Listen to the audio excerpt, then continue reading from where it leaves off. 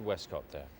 Well, as we've been talking about it, in Birmingham, 3 men died when they were hit by a car as they tried to protect properties in the area. And a candlelit vigil was held for them, attended by more than 200 people. Jenny Hill is there for us this morning. Morning, Jenny.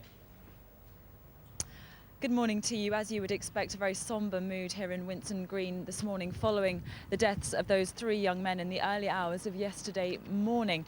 Now, last night did pass off peacefully in Birmingham, in and around Birmingham, following a number of days of violent disturbances. That's perhaps due in part to an appeal by the father of one of those young men. He asked the community to stay calm and to keep the peace. Last night passing peacefully will no doubt come as a great relief to many of the people we spoke to who live and work in this area. We spoke to them yesterday and all were extremely fearful of further violence. And can you see this guy taking the TV there, look?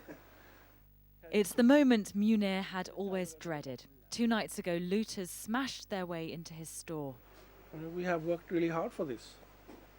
And we deserve, honestly, I don't know what to say. I feel like crying.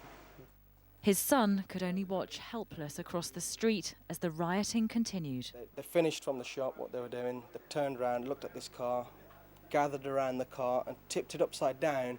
They thought it was like a piece of paper for them.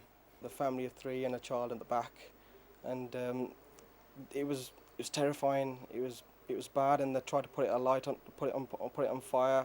No one here knows what will happen next. This is the street where 3 young men were mown down and killed by a hit-and-run driver. Tensions are high, this shopkeeper told us. He didn't want to be identified. Not sure what's going to happen now.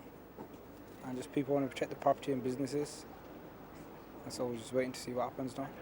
So perhaps it's no wonder few here feel safe after dark. Hamida's been too scared to go to the mosque. She was praying at home as rioters came down her street. The police, dogs and everything were on our road, and people were like, we were all literally frightened, thinking what if they might smash our windows and everything, and we were really scared. And many worry about how this community will recover. Sarinder and his brother have taken away their new stock. It's simply too risky to leave it in the shop. Usually it ends up with the businesses suffering. They are the ones who carry the cost, while majority of these kids will be getting legal aid to fight their cases. But the businesses have nobody to turn to. Their insurance premiums go up. What's really striking about these streets is the sense of volatility, as if violence could break out almost at any moment. So many of the people we've spoken to don't want to tell their stories on camera because they're too afraid of reprisals, either against their homes or their businesses. Make sure they're here tonight to protect our premises. Back at Munir's shop, they're preparing to close up for the night. A security guard and 4 dogs will stay in the store, and the stock is locked away. We need to remove these TVs from here as well. They've traded here peacefully for 35 years. Now, they can't afford to take any chances.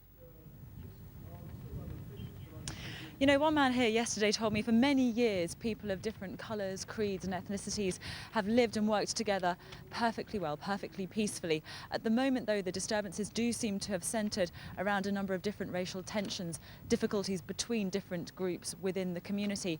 Most here now say they simply want to get back to the way things were. They want to make sure that harmony is restored once again. OK, Jenny, thanks very much for the moment. In a couple of minutes, we will